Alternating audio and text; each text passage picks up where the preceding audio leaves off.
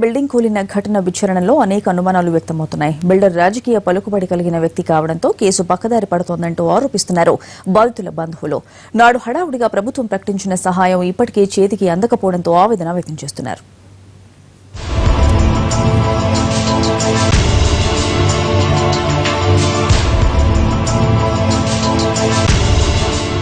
గుంటూరులో సెల్లార్ కూలిపోయిన కేసు దర్యాప్తు పక్కదారి పడుతోంది అంటూ బాధిత కుటుంబాలు ఆరోపిస్తున్నాయి.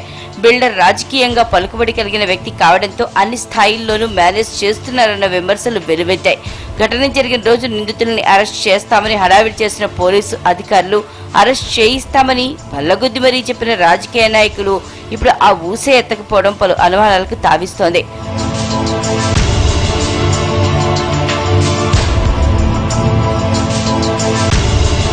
ఒకరు కాదు, ఇద్దరు కాదు, 7గురిని బలుకున్న ఈ కేసులో నిందితుల్ని అరెస్ట్ చేయాలి అంటూ బాధితుల కుటుంబ సభ్యులు డిమాండ్ చేస్తున్నారు. ఘటన జరిగిన తర్వాత భవన యజమాని చుక్కపల్లి రమేష్ తో పాటు సైట్ ఇంజనీర్, 2 మేస్త్రీలపై కేసు నమోదు చేసినట్లు పోలీసులు ప్రకటించారు. కానీ ఇప్పటికీ ఎవరిపై చర్యలు తీసుకోలేదు. బిల్డర్ నిర్లక్ష్యం కారణంగానే నిర్మాణంలో ఉన్న భవన సెల్లార్ కూలిపోయిందని నిపుణులు వర్ణిస్తున్నారు. కానీ యాదృచ్ఛికంగా జరిగిన సంఘటనగా చిత్రీకరించే ప్రయత్నాలు జరుగుతున్నాయనే విమర్శలు వినిపిస్తున్నాయి. బిల్డర్ తానే అయినప్పటికీ భవన నిర్మాణ బాధ్యతల్ని వేరే కాంట్రాక్టర్ కు అప్పగించినట్లు సృష్టించడం, దానికి పోలీసులు వంతపాడటంతో బాధితులు ఆందోళన చెందుతున్నారు. ఇప్పటికీ కూడా సంఘటన జరిగి ఈ రోజు 10-15 రోజులు అవుతున్నా కూడా ఇంతవరకు చుక్కపల్లి రమేష్ మీద ఎటువంటి చర్యలు తీసుకున్నట్టు కూడా మాకు ఎటువంటి సమాచారం లేదు. గవర్నమెంట్ నుంచి కూడా ఎటువంటి సమాచారం మాకు ఇంతవరకు ఇవ్వలేదు.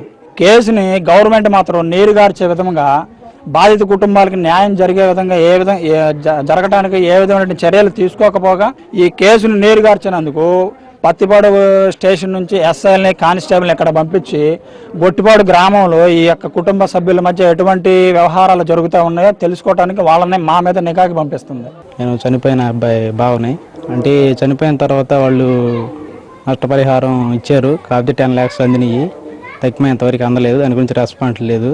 కానీ ఆ బిల్డర్ మీద SC/ST చట్టం కింద కేసు పెట్టాము. దాని గురించి ఇంతవరకు రెస్పాన్స్ లేదు. దీనికోసం మేము తీవ్రంగా ఖండిస్తూ చుక్కపల్లి రమేష్ని అరెస్ట్ చేయాలని కోరాము. వాళ్ళు ఇంతవరకు స్పందించలేదు. దాని గురించి అతన్ని అరెస్ట్ చేస్తే గానీ మాకు న్యాయం జరగదని మేము కోరుకుంటాం. ఓవైపు చర్యలు తీసుకోకుండా ప్రభుత్వం ప్రేక్షక పాత్ర వహిస్తుండటం, మరోవైపు ప్రతిపక్ష నేత ఈ విషయంలోకి కలగజేసుకోవడంతో నెమ్మదిగా ఈ ఘటన రాజకీయ రంగు పులుముకుంటోంది. బాధితుల్ని ఆదుకుంటామని ప్రతిపక్ష నేత జగన్ రంగంలోకి దిగారు. బీమా డబ్బులు, ప్రభుత్వ పరిహారం కలుపుకుంటే బాధితురాలకు 20 లక్షలు అందాల్సి ఉందని, కానీ ఇప్పటికీ న్యాయం జరగలేదని మండిపడ్డారు. ఈ బిల్డర్ అనేవాడు నిజంగా 7 మంది ప్రాణాలు కోల్పోతే ఈ బిల్డర్ అనే వాని దగ్గర నుంచి కనీసం 15 లక్షల రూపాయలు కూడా రాబట్టలేని పరిస్థితిలో ఈ ప్రభుత్వం ఉంది అని అంటే ఈ ప్రభుత్వాన్ని నిజంగా ఏమనాలనో కూడా మీరే అర్థం వచ్చేట్టుగా మీరే చెప్పండి. ఒకవైపు నుంచి బిల్డర్ దగ్గర నుంచి డబ్బులు ఇప్పిస్తా అన్నట్టుగా పోజులు కొట్టారు. మరోవైపున ఈ బిల్డర్కు ఇన్సూరెన్స్ డబ్బు ఏదైతే వస్తుందో ఆ ఇన్సూరెన్స్ డబ్బును బిల్డర్ తన జోబులో వేసుకునే దానికి అరేంజ్మెంట్స్ చేస్తూ ఉన్నారు. బిల్డర్ను అరెస్ట్ కూడా చేయరు. ఇది ధర్మమేనా?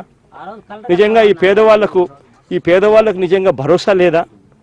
ఇంత రగడ జరుగుతున్నా ఈ విషయంపై పోలీసుల స్పందన మాత్రం యథావిధిగానే ఉంది. దర్యాప్తు జరుగుతోంది, చర్యలు తీసుకుంటామనే చెప్తున్నారు తప్ప అరెస్టులు చేసిన దాఖలాలు లేవు.